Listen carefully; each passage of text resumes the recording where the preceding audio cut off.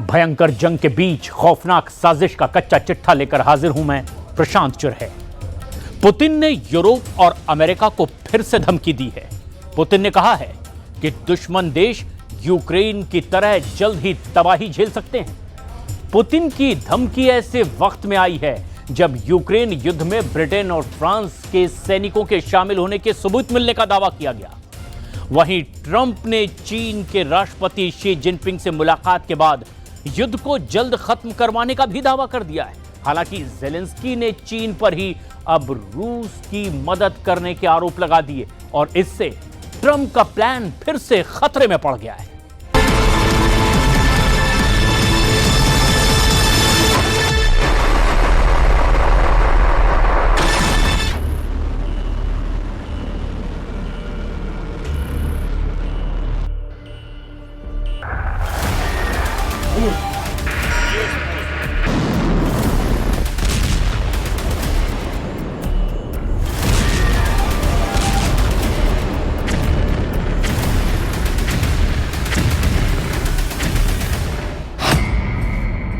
Trump पर Putin का ताबड़तोड़ तीसरा प्रहार। लुकाशेंको और किम जोंग उन का डबल हमला। पुतिन के लाल ट्रैप में ट्रंप, नेटो में हड़कंप।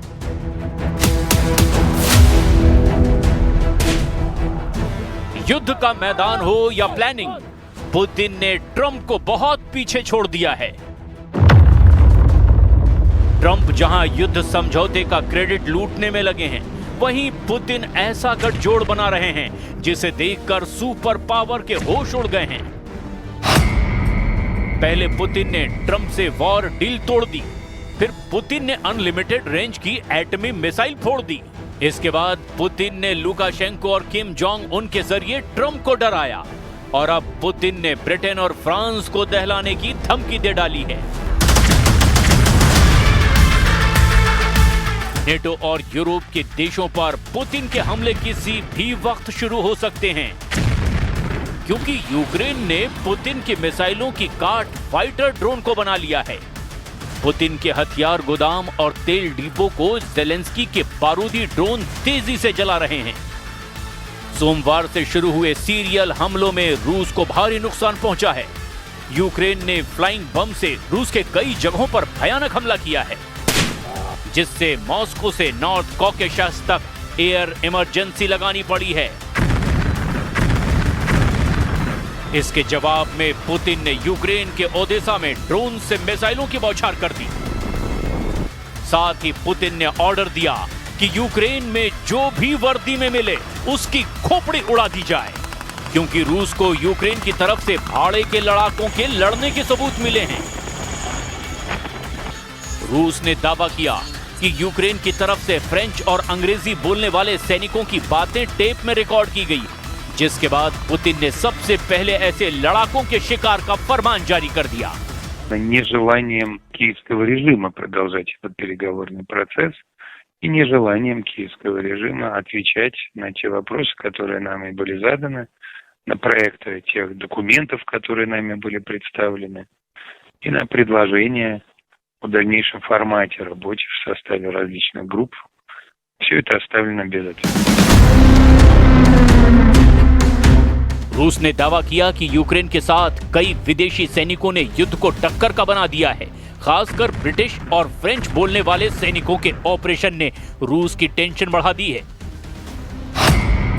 रूस लंबे समय से दावा कर रहा है कि नेटो के सैनिक यूरोपीय देशों की कई खुफिया एजेंसियां रूस के खिलाफ युद्ध में सीधे तौर पर शामिल हैं। वहीं अमेरिकी मीडिया रिपोर्ट में ये जानकारी दी गई कि अमेरिका और यूरोप की खुफिया एजेंसियां यूक्रेन में मौजूद हैं, लेकिन सीधे युद्ध में कोई भी शामिल नहीं है।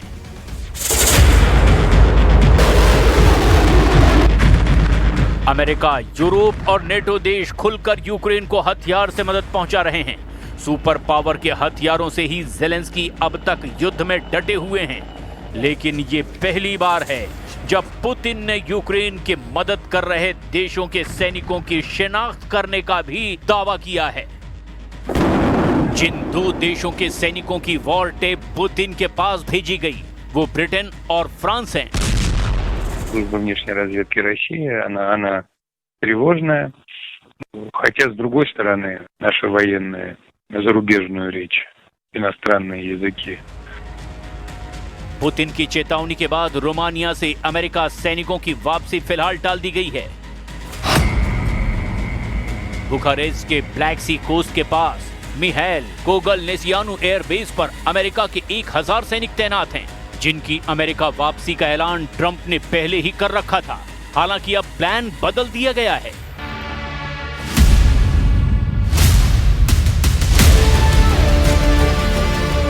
उधर पुतिन के खिलाफ बुल्गारिया ने भी मोर्चा खोल दिया है। बुल्गारिया ने यूरोप को सप्लाई करने के लिए 1 बिलियन यूरो की लागत के गन पाउडर और 155 mm आर्टिलरी शेल बनाने का ऐलान किया है। यूरोप से ये गोला बारूद सीधे ज़ेलेंस्की को हैंडओवर होगा। Измеренията са политически, защото този проект нямаше да бъде възможен без синергията, която Съюза и НАТО генерират за това Европа да бъде опазвана по-добре. वैसे भी जब से ट्रंप एशिया पहुंचे हैं, यूक्रेन ने रूस को धुआं कर डाला है। जब से ट्रंप ने ये कहा है कि पुतिन से युद्ध समझौता मुमकिन नहीं, यूक्रेन भयानक हमले पर उतर आया है। जब से ट्रंप ने शी जिनपिंग से वॉर डील की कोशिशें शुरू की है, पुतिन के लड़ाका लीडर खूंखार हो गए हैं। जब से पुतिन को पता लगा है कि ज़ेलेंस्की के साथ भाड़े के लड़ाके रूस में खून खराबा मचा रहे हैं, तब से तबाही का लेवल हाई हो गया है। युद्ध का विस्तार यूक्रेन की सरहद लांघ चुका है। पुतिन बहुत जल्द बदला लेकर कोहराम मचा सकते हैं, क्योंकि उन्होंने ऐसा ऑर्डर दिया है जिससे कीव में बैठे ज़ेलेंस्की का कलेजा थर्रा गया है। ट्रंप की टशनबाजी ने ज़ेलेंस्की की जान मुसीबत में फंसा दी है, क्योंकि अब यूक्रेन के साथ दिखने वाले किसी भी देश को पुतिन सही सलामत नहीं रहने देने का ऐलान कर रहे हैं।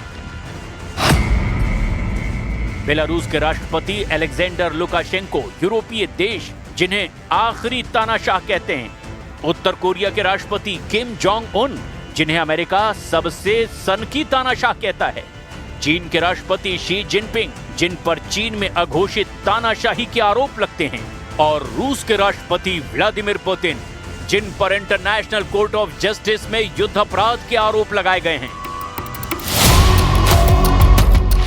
ये चारों सुप्रीम लीडर एक और मामले में एक साथ रहते हैं, और वो है अमेरिका। सबका सुपर पावर से टकराव है, सबको अमेरिका से खतरा है, सबके लिए ट्रंप सिरदर्द हैं, लेकिन ट्रंप अब पुतिन की टीम में तोड़-फोड़ की कोशिश में जुटे हुए हैं। पुतिन की टीम में जिस लीडर पर ट्रंप ने दांव लगाया है, वो है चीन के राष्ट्रपति शी जिनपिंग। शी जिनपिंग को ट्रंप टैरिफ में रिलीफ का लालच देकर यूक्रेन युद्ध में मदद मांग रहे हैं, मगर शी जिनपिंग का स्टैंड क्लियर है। पुतिन से उनकी जिगरी दोस्ती है। यूक्रेन युद्ध शुरू होने के बाद से पुतिन कई बार लाल दरबार के मेहमान बन चुके हैं। 24 फरवरी 2022 को पुतिन चीन के विंटर ओलंपिक के समय पहुंचे थे। इस यात्रा के बाद ही यूक्रेन पर हमला शुरू हो गया। फिर 16-17 मई 2024 को पुतिन ने चीन में दोनों देशों की दोस्ती के 75 साल का जश्न मनाया था। इस साल 31 अगस्त में Putin Shanghai cooperation organisation summit में हिस्सा लेने चीन पहुंचे थे। पुतिन ने शी जिनपिंग के साथ 3 सितंबर को दूसरे विश्व युद्ध में जापान पर मिली जीत की 80वीं वर्षगांठ भी मनाई थी। पुतिन और शी जिनपिंग एक दूसरे पर आंख बंद करके भरोसा करते हैं। चीन ने यूक्रेन से युद्ध में रूस को हथियार दिए हैं। यूक्रेन ने तो यहां तक आरोप लगाए कि चीन के सैनिक रूस की तरफ से युद्ध लड़ रहे हैं। ज़ेलेंस्की ने दावा किया कि शी जिनपिंग ने अगर प्रेशर बनाया तो पुतिन समझौते के लिए तैयार हो सकते हैं। Всі розуміють, що після сізфаєр і маючи розуміння гарантій безпеки, відновити агресію, якщо є сильні гарантії безпеки, буде Росії дуже складно. Тому цей план приблизно на це і сфокусований. Я думаю, найближчі дні радники наші зустрінуть. ज़ेलेंस्की ने चीन पर रूस की मदद का आरोप लगाया, मतलब ट्रंप का कोई भी ऑफर अब शी जिनपिंग को पुतिन के विरोध में ले जा सकता है, इसकी उम्मीद बिल्कुल नहीं दिखती। उधर पुतिन के बुरे वक्त में साथ देने वाले दो खूंखार सुप्रीम लीडर सीधे सीधे ट्रंप को चुनौती दे रहे हैं। पहले बेलारूस के गुस्सैल राष्ट्रपति लुकाशेंको क्यों भड़के हुए हैं, वो भी जान लीजिए। असल में जेलेंस्की का एक बयान सुनकर लुकाशेंको लाल पीले हो गए हैं, जिसमें जेलेंस्की ने कहा कि वो पुतिन के साथ शांति समझौते के लिए तैयार हैं, बशर्ते ये समझौता रूस और बेलारूस की जगह किसी भी देश में हो। जेलेंस्की की इन बातों से लुकाशेंको का दिमाग गर्म हो गया। जेलेंस्की की इन्हीं बातों से लुकाशेंको का दिमाग गर्म हो गया। खुद को पुतिन का सबसे बड़ा सिपाही बताने वाले लुकाशेंको ने अब बाल्टिक देशों को निशाना बनाने की धमकी दी है। लुकाशेंको ने यूक्रेन की मदद कर रहे लिथुआनिया को पहला टारगेट बनाया। लिथुआनिया ने हाल ही में बेलारूस के स्मगलर बलून को मार गिराने का ऐलान किया। इसके बाद बेलारूस बॉर्डर को लिथुआनिया ने बंद कर दिया और इसके जवाब में लुकाशेंको ने पुतिन की दी ऑर्जेनिक मिसाइल से हमले की चेतावनी दे डाली। Если мы будем убеждены в том, что мы виноваты, нас убедят в этом. Пробуют сейчас убедить. Мы публично готовы это обсуждать. Мы извинимся. Это точно. Но если туда летят какие-то шарики воздушные с сигаретами или еще с чем-то, я полагаю, что надо решать этот вопрос там. Они же не просто полетели неизвестно куда. लुकाशेंको बड़े से बड़े जोखिम मोल लेने के लिए कुख्यात हैं। वो दोस्ती की खातिर किसी भी हद तक जा सकते हैं। जैसे किम जोंग उन ने पुतिन से दोस्ती का वादा निभाते हुए ट्रंप को क्रूज मिसाइल के धमाके से जवाब दिया है। जब ट्रंप दक्षिण कोरिया पहुंचे, ठीक उसी वक्त उत्तर कोरिया के राष्ट्रपति ने क्रूज मिसाइल का धमाका किया है। किम ने ट्रंप को डराने के लिए समुद्र से सतह पर मार करने वाली क्रूज मिसाइलों का परीक्षण किया। कोरिया सेंट्रल न्यूज एजेंसी के मुताबिक क्रूज मिसाइलों को वर्टिकल फायर किया गया। किम की मिसाइलें परीक्षण के दौरान 2 घंटे तक उड़ान भरती रही। सबसे ताज्जुब की बात यह है कि मिसाइल टेस्ट को देखने के लिए किम जोंग खुद मौजूद नहीं थे, लेकिन किम जोंग उन ने ट्रंप को क्लियर मैसेज देने के लिए क्रेमलिन की तस्वीरों का इस्तेमाल किया, जहां प्रेसिडेंट पुतिन से उत्तर कोरिया की विदेश मंत्री चोई सोन हुई ने मुलाकात की। पुतिन से मुलाकात के बाद विदेश मंत्री ने उन्हें किम का भाई जैसा बताया। किम जोंग उन युद्ध में पुतिन की हर तरह से मदद कर रहे हैं। किम जोंग उन ने ट्रंप से मीटिंग के लिए भी अब तक कुछ भी साफ नहीं किया। यानी एशिया में ट्रंप के विजिट से पुतिन को रत्ती भर भी फर्क नहीं पड़ा है। ट्रंप के दोस्त और साझेदार उनके साथ मजबूती से डटे हुए हैं, जिससे यूक्रेन की मदद कर रहे सभी देशों की हालत खराब हो चुकी है। पुतिन ने यूक्रेन के बाद जिससे हिसाब लेने का ऐलान किया, वो देश ब्रिटेन और फ्रांस भी एटमी हथियारों से लैस हैं। इसीलिए अब परमाणु युद्ध की टेंशन बहुत ज्यादा हाई है।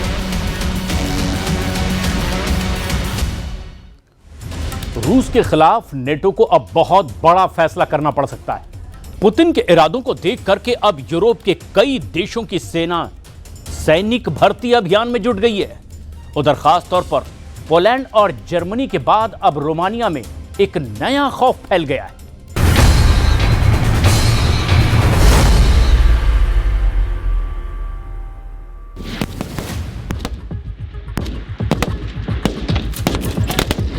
पुतिन को रोकने के लिए अब नाटो को बुजुर्गों की फौज उतारनी पड़ रही है।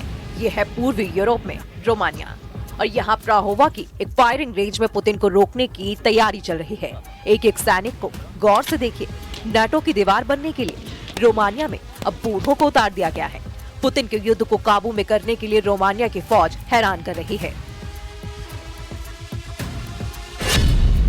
पुतिन की सेना को रोकने वालों में ये है 55 साल के होरिया एक व्यापारी हैं। ये है फाचू योनस, उम्र 44 वर्ष, बैंक में काम करते हैं। ये है 51 साल के कॉन्स्टेंटिन मार्शल, एक अर्थशास्त्री हैं। ऐसी पूरी बटालियन तैयार हो रही है। पूर्वी यूरोप का देश रोमानिया नाटो का सदस्य है और पोलैंड के साथ उस पर भी रूस वाला खतरा बहुत तेजी से मंडरा रहा है। Amenințări, atât timp cât e un război la graniță, sigur că există amenințări și e bine să fim pregătiți să descurajăm. Dacă nu te pregătești, ești țintă ușoară. Romania में उस युद्ध की तैयारी चल रही है जिसकी कभी शुरू न होने की दुआ पूरा यूरोप कर रहा है। यूक्रेन से होने वाले हर धमाके का खौफ पूर्वी यूरोप में फैल चुका है। जहां जहां बम फट रहे हैं, जहां जहां रूस के ड्रोन अटैक का डर फैल रहा है, वो हर देश इस वक्त बहुत बड़े ट्रॉमा से गुजर रहा है। रोमानिया में हुए एक धमाके ने इस ट्रॉमा को कई गुना बढ़ा दिया है। रोमानिया की 2 करोड़ की आबादी बहुत ज्यादा तनाव में आ चुकी है। 17 अक्टूबर को हुए इस धमाके की वजह को लेकर पूरा रोमानिया परेशान है, क्योंकि शुरू में लगा कि ये कोई ड्रोन अटैक है, लेकिन अब तक वजह साफ न होने से कई तरह की बातें सामने आ रही हैं। इसी डर का हिस्सा है कि रोमानिया ने अपने बूढ़े लोगों की फौज तैयार करनी शुरू कर दी है। सबको एक एक राइफल थमाई और शुरू कर दी गई निशानेबाजी की प्रैक्टिस।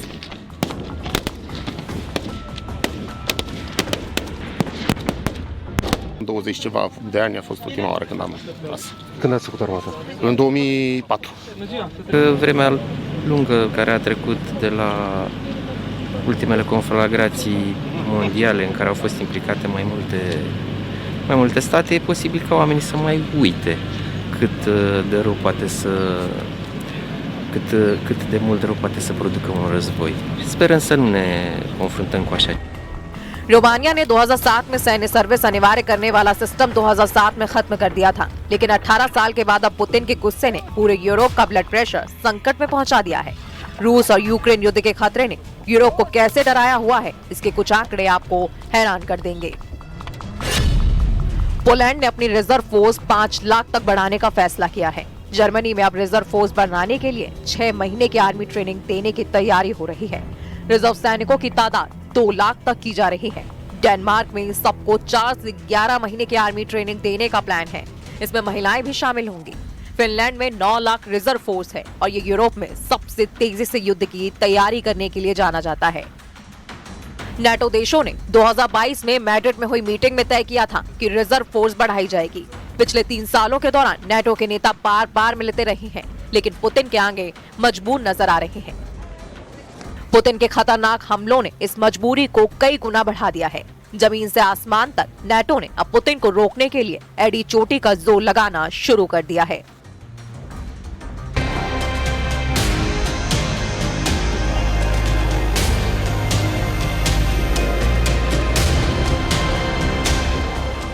नाटो के जेट अब पुतिन को डराने की लगातार कोशिश कर रहे हैं। नाटो के फाइटर जेट रूस को उसकी हद बताना चाहते हैं। ये फाइटर जेट दावा कर रहे हैं कि नाटो के आसमान में पुतिन की घुसपैठ का मतलब होगा तीसरा विश्व युद्ध। नाटो सोच रहा है कि पुतिन घबरा जाएंगे। नाटो के दिल दिमाग पर सिर्फ और सिर्फ पुतिन को बैकफुट पर रखने का जुनून सवार है। लेकिन क्या इन पैतरों से यूरोप की सरहद से दूर रहेंगे पुतिन?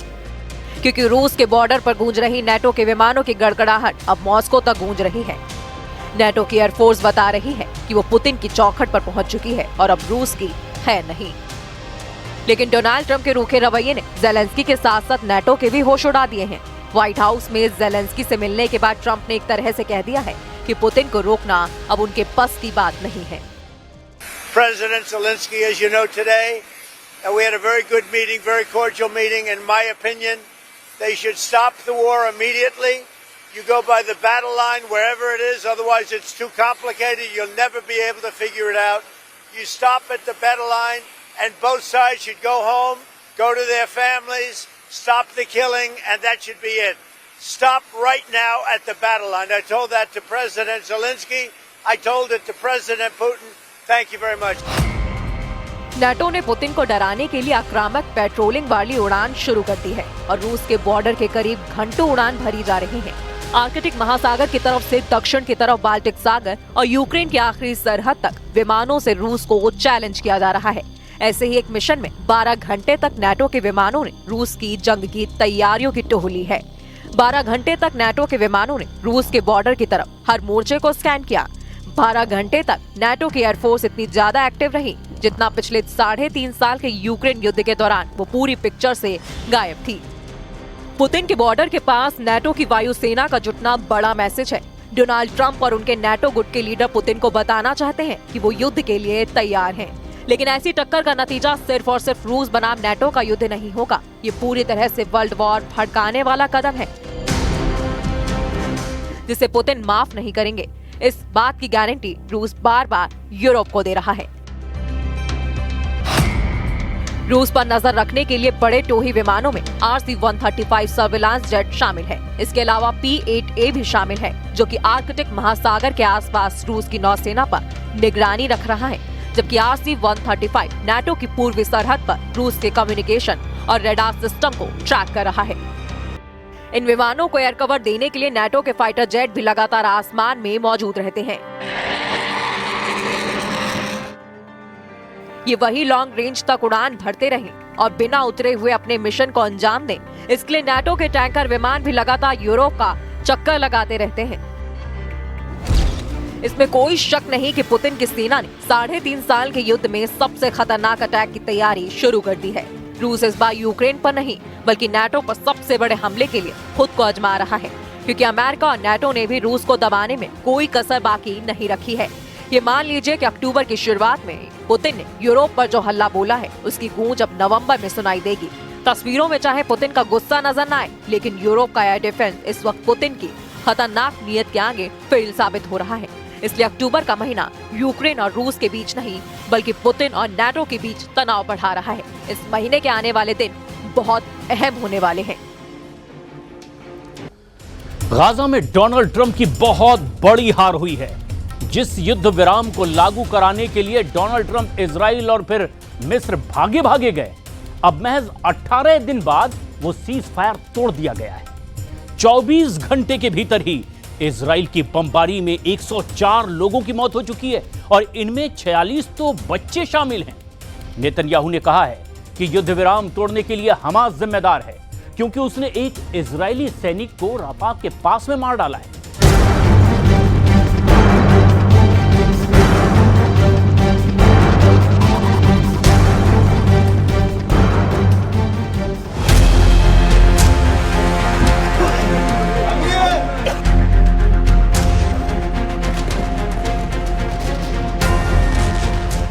अक्टूबर को हुआ सीज फायर 28 अक्टूबर को तोड़ दिया गया। 3 हफ्ते भी नहीं टिक पाया डोनाल्ड ट्रंप का युद्ध विराम। इजराइल ने ट्रंप के ऑर्डर की ना सिर्फ धज्जियां उड़ाई बल्कि ये भी बता दिया कि हमास को काउंटर करने के लिए वो किसी भी आदेश का इंतजार नहीं करेगा। 18 दिन बाद गाजा का युद्ध फिर शुरू हो गया और इस बार युद्ध रुकेगा या नहीं, इस बात की गारंटी डोनाल्ड ट्रंप भी पुख्ता तौर पर नहीं दे सकते।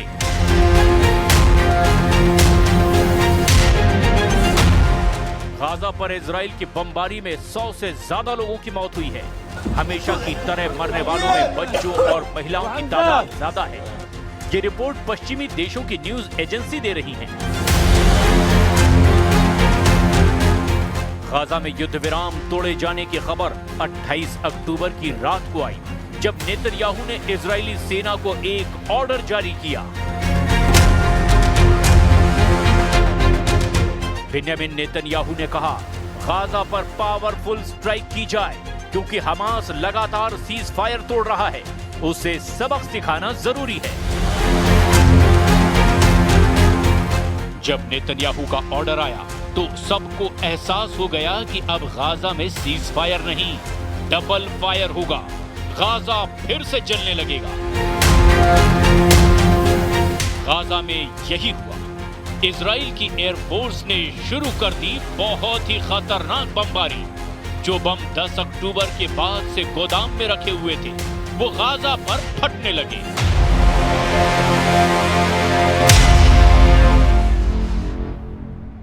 تنفيذ هجمات على غزة، واحنا بنقرأ في الأخبار صارت الضربة في بيتنا.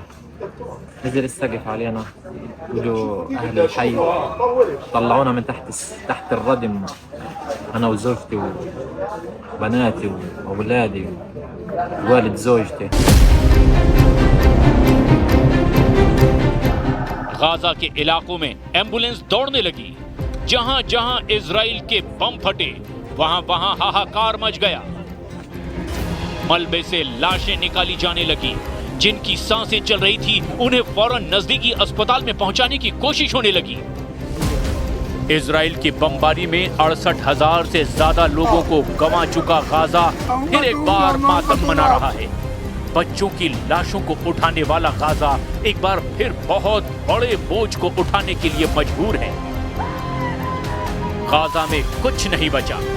भुखमरी और लाशों से घिरा गाजा जिंदा लोगों का कब्रिस्तान है और यहाँ बचे हुए लोगों की जान लगातार खतरे में है, क्योंकि हमास और इजराइल एक बार फिर आमने सामने नजर आ रहे हैं।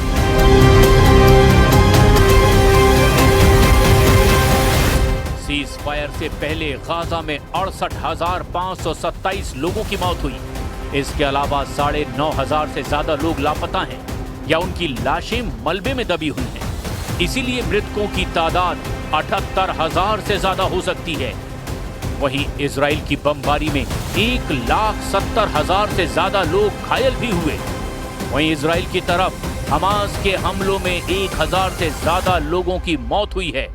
इसके अलावा 1,000 से ज्यादा सैनिक या सुरक्षाकर्मी मारे गए हैं। युद्ध विराम तोड़े जाने के बाद हुई इजराइल की बमबारी में 100 लोगों की मौत की रिपोर्ट है, जबकि 100 से ज्यादा लोग इसमें घायल भी हुए। इजराइल का दावा है कि उसने हमास के टारगेट पर हमला किया है, जबकि मरने वालों में बच्चे और महिलाओं की तादाद ज्यादा है। हमास और इजराइल के बीच जारी सीज फायर कैसे टूटा, इसकी वजह एक इजरायली सैनिक की मौत बताई जा रही है, जिसका नेतन्याहू ने बदला लिया है। इजराइल का दावा है कि उसका एक सैनिक जो रफा के इलाके में तैनात था, उस पर स्नाइपर अटैक करके उसे मार डाला गया और ये काम हमास का है।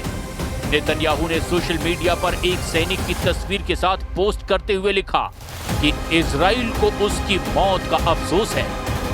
जब नेतन्याहू को पता चला कि गाजा में तैनाती के दौरान उनके एक सैनिक की गोली लगने से मौत हुई है, इसी के बाद नेतन्याहू ने गाजा पर हमले का ऑर्डर जारी कर दिया कि हमास को मिटा दिया जाए। हालांकि हमास ने इनकार किया है कि वो ऐसे किसी हमले में शामिल था। हालांकि उसने सीज फायर नहीं तोड़ा, लेकिन डोनाल्ड ट्रंप ने कहा कि इजराइल को बदला लेने का पूरा हक है।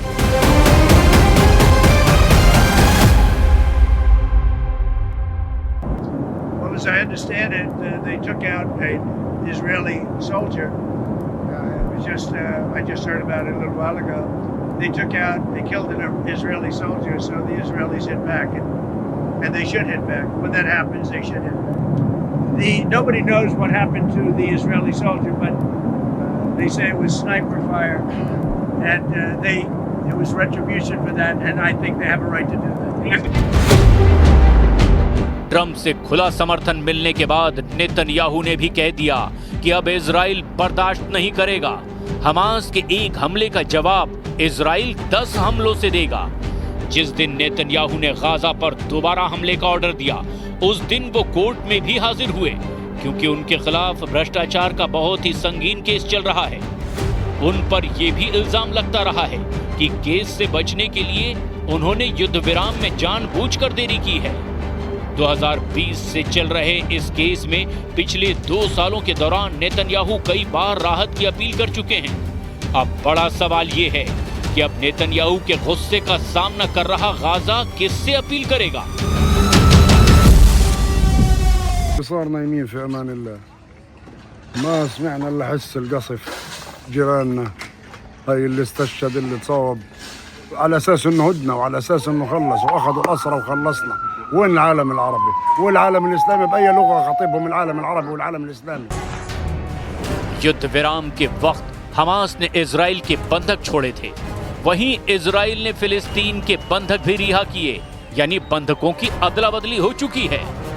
लेकिन फिर सवाल उठा कि बंधकों की अदला बदली के दौरान क्या भरोसे की अदला बदली भी हुई है, या गाजा में अगले दौर का असली युद्ध तो अब शुरू होने वाला है। इजराइल के नए हमले ने तस्वीर बहुत हद तक साफ कर दी है।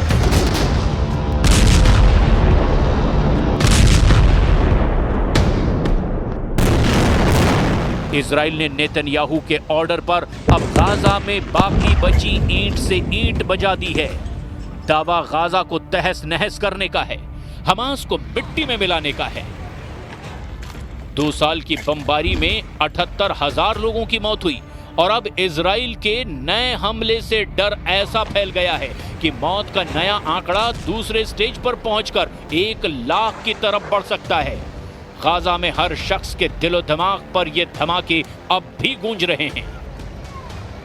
العالم لا يسمع يرى ويتجاهل.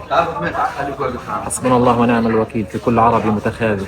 حسبي الله ونعم الوكيل في ترامب ونتنياهو. حسبي الله ونعم الوكيل في كل من خذل غزة وتركنا للموت. दुनिया को साफ साफ नजर आ रहा है कि गाजा में सुलग रहा भरोसे वाला बम भी फट चुका है। सिग्नल मिल चुका है कि गाजा में हमास और इजराइल के बीच सबसे निर्मम युद्ध फिर से शुरू होने वाला है। भरोसे वाला बम फट चुका है और अब गाजा में ऐसी तबाही हो सकती है जिसे रोकने के लिए 10 डोनाल्ड ट्रंप भी कम पड़ सकते हैं। بدنا نخلص. أنا واحد عمري 27 سنة مش عارف أعمل حاجة. في حرب غير حرب. إحنا تعبنا وزقنا وبدنا نخلص من هيك وضع. لأنه كل اللي حوالينا مخنوق. गाजा में इजराइल की नई बमबारी ने यूरोप से लेकर अमेरिका तक उन लोगों का भरोसा हिलाकर रख दिया है जो सीज फायर को लेकर डोनाल्ड ट्रंप पर यकीन कर बैठे। अब तो ये बात डोनाल्ड ट्रंप भी समझ चुके हैं कि इजराइल के सामने उनकी बिल्कुल नहीं चलती। लेकिन उनके दावों और वायदों को याद दिलाने से पहले आप देख लीजिए कि ट्रंप ने युद्ध विराम टूटने पर क्या कहा था। Nothing's going to jeopardize.